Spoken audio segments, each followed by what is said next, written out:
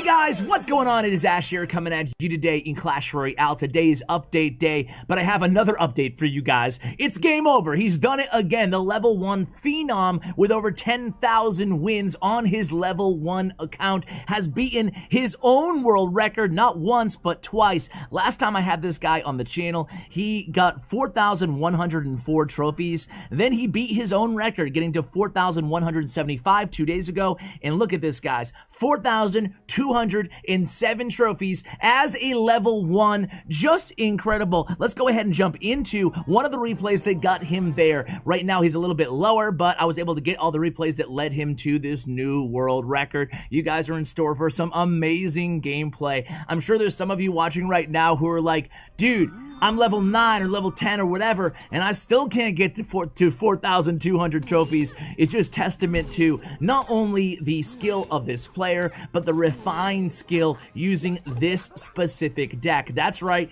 it is the 7 legendary deck with Skarmy in there, and of course all his legendaries are level 1 or level 9, I guess, right? Level 9, level 1, level 9. So here we go against Philippe 3, and this is gonna be a great replay just to illustrate how low the margin of error is in these decks. When playing these decks, it's incredible. You're gonna see this guy, look at, he took one Goblin Barrel to the face there on the left tower, 826 HP remaining on it, but you're gonna see him with a pretty epic comeback. I don't think this was the match that got him to the world record, but this is one like led up right before it, so had he lost this, it would have set him back, and there's just so much grinding involved in this level 1 community. By the way, a huge shout out to all the level 1 players out there right now. There's a lot of them who watch the channel. B Mills every day in the comments saying, I'm going to beat Game Over's world record. Good luck, bro. Good luck. This guy's just incredible. And I do want to give a shout to his YouTube channel and his Twitter and all his social media and player stats profile, thanks to statsroyale.com.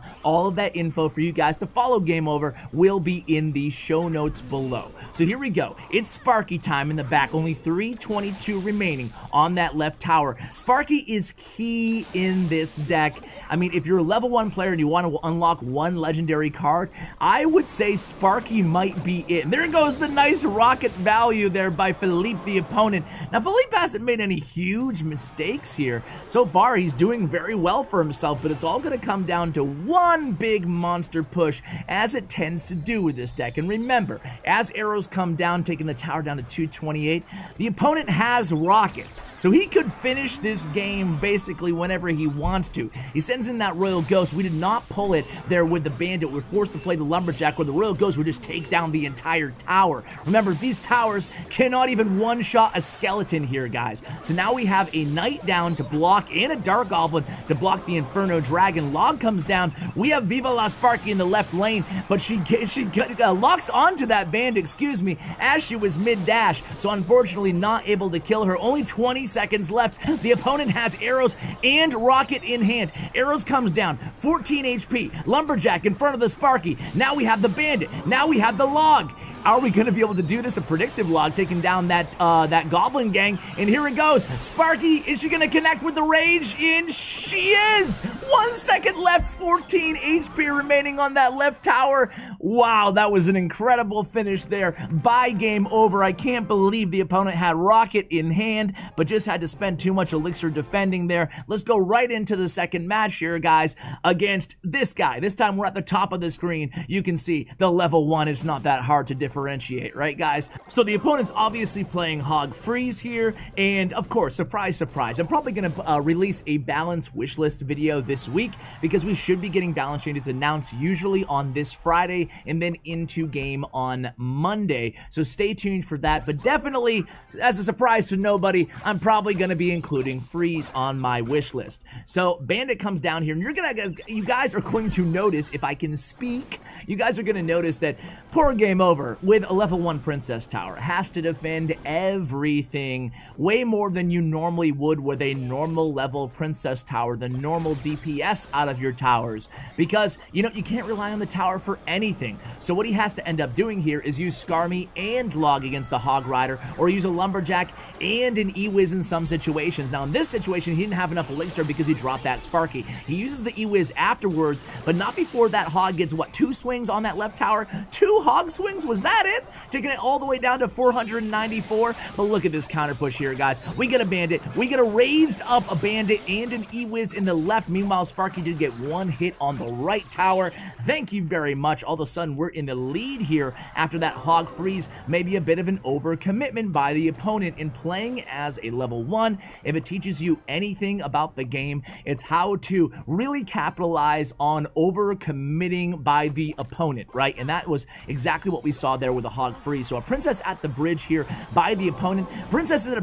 the bridge, excuse me, is something that we'll also see game over do, especially when a tower is low, like right now. There it is on cue. Thank you very much. I did watch these replays beforehand. I'm not that much of a genius here. So here comes the hog going into the E-Wiz. This time the E-Wiz and the lumberjack separated there, but it's not going to be enough because of those minions. Smart move by the opponent there to drop those minions for the E-Wiz, and then they use the freeze. They take that left tower down. So 100 HP remaining on that left tower. We're still going to get that left tower down, but the good news is we have 1448 remaining on the right tower. The bad news is because we have no HP on our towers, the opponent does have the damage advantage. So here comes a predictive log. Gonna hit a couple of those goblins, not all of them, but it does get the tower down to 16 HP. Maybe a little bit of an overcommitment with those minions in the left lane. Meanwhile, on the right, we have a Sparky and we have an Inferno Dragon. We have E-Wiz in the left. We only need 1 hit from that E-Wiz on that left tower, and we get it. Left tower down. Sparky comes through with a big connection there, and now it's just gonna be, you know, game over, right? Yeah, pun intended. But here we go, another Sparky. You see that freeze there by the opponent? A little bit late there, allows Sparky to get 1 big hit. Now we're going to use the defensive hog. When you're using hog defensively in that situation, you know it's probably a bad idea. And there it is, the signature late freeze from the opponent there again on that Sparky. No hard feelings, just pointing out the obvious. And there it is, another victory for game over. Let's go into the 3rd match here, guys. These are going to be these last 2 matches are just insane. So check these ones out.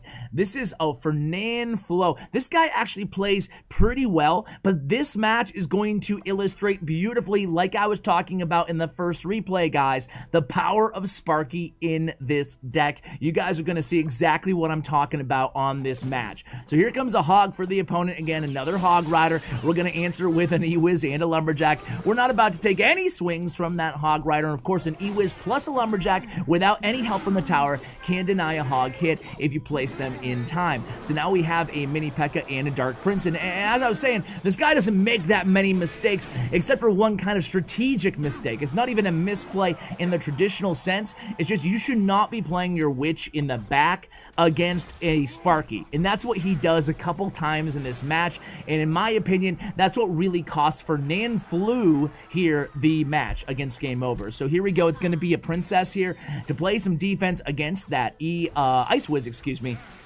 And let's see what game over does here. Just a couple hits from that Ice-Wiz takes the tower all the way down to 1010 HP. And here it comes a witch again. We're going to respond with a Sparky. So that's number 1, but that's not on the opponent. Of course, that was the first play, and he played witch before the Sparky. But you guys going to see, you know, going into a Sparky is like going into a bowler. It's just slow, and the longer it takes on defense, the better it is for the person using the Sparky, using the bowler, in this case, game over, because it allows you to build up more elixir for a bigger push. Just like this, we have that same surviving Sparky, and then we've been able to really capitalize on this Sparky. Look how much value we got out of that one Sparky, just biding more time here until double elixir time. And we're gonna do it again here, I believe. Maybe not this sequence, but the one after that with 10 seconds remaining here in normal single elixir time. So here comes the lumberjack meeting that bandit at the bridge. They shake hands, then boom, the Skarmy comes down on that lumberjack. So now we go into double elixir time. Now we're gonna get something going here with the Sparky in the back. So Sparky in the back again.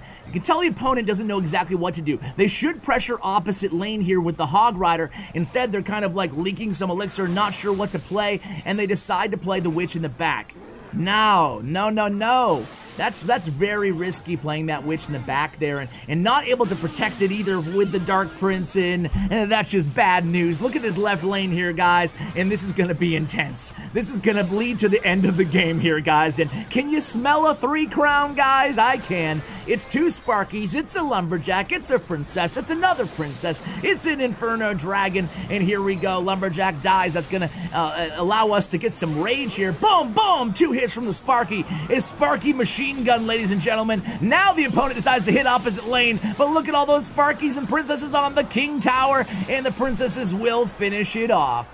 There you go. Game over again. Man, it's really hard to resist using the game over pun every single match. Game over. All right, let's go ahead and watch one more here, guys. Before we end this video, this is another good one here against Javad. So this time we're going against the Wizard Rage combo. You guys, I'm sure if you're mid-ladder, you're very intimately familiar with that combination, at the annoyance of many of you guys. It's funny, I released a video a few weeks ago, about the least skill cards in the game. And you guys in mid-level arenas, I shouldn't even say mid-level, like the 3,500 to 4,500 range, man, you let me have it, and rightfully so. I was wrong, I'll admit it, but I should have included Wizard in there because, man, Wizard is just everywhere in this range, especially watching a lot of these level 1 replays. Like, everyone is running Wizard. That was a good leakage there by Javed, just waiting for the Sparky to cross the river. That way he could use the Skarmy against it. Nice job, though, with the Princess keeping alive. But this is a mistake here by Javed going in with the balloon. He has no zap or anything as well, so we're able to respond. And look at this counter push. And that's what I'm talking about this deck. This is a deck about counter pushing, and he's going to do a good job of doing that there, connecting for a decent amount of damage to that right tower, taking it down to 1342 HP as the tower finishes off that Inferno Dragon. So 40 seconds here remaining in single elixir time, kind of a reset mode in this match, but you can see we have about a 2.5 elixir advantage.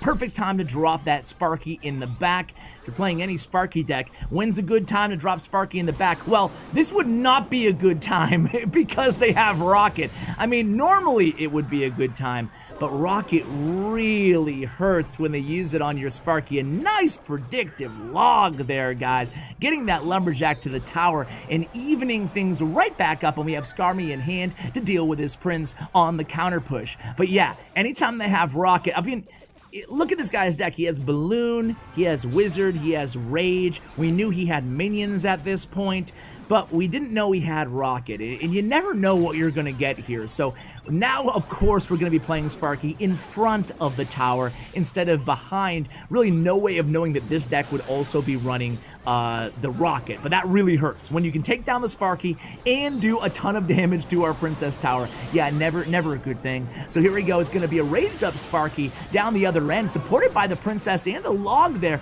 We're putting some serious pressure in the right lane, and we do connect to take that right tower down. 25 seconds remaining here in the match. Wizard down, and again, opposite lane. We sense that we have the elixir advantage, and we do. Here comes the Princess in the back being ready for that minion horde. Minion horde comes down a little bit late with the minion horde, but at the same time, if it was any earlier, the Princess would have got it. So that was a pro play there by Game Over, and 5 seconds left. The left tower's down. That is going to be GG again. Game Over does it again in a new world record, 4,207 trophies. What a beast this guy is, man. I love switching things up here on the channel and showing you some level 1 world record content. Basically, I just wait for new world records to happen. It seems like every 5-6 months or so, another one happens, usually by Game Over, and I share that content with you guys. I do want to give a special shout out to my man, Ricardo, and his girlfriend or wife. Either way, you should put a ring on it, bro. And to Alejandra or Ali, he says he loves you. So a very special message from a subscriber who emailed me. So shout out to you guys, and shout out to all of you guys watching the content, and of course Game Over. Check out his player stats and profile. Thanks to statsroyale.com in the show notes below, along with his YouTube channel. Subscribe to my man Game Over for daily, or at least a couple times a week, level 1 content by the best in the biz. Let's face it. So guys, thank you so much for watching. A huge shout out to Bren Chong, my YouTube partner. Check out his information in the description below. Thanks, and as always, take care, guys.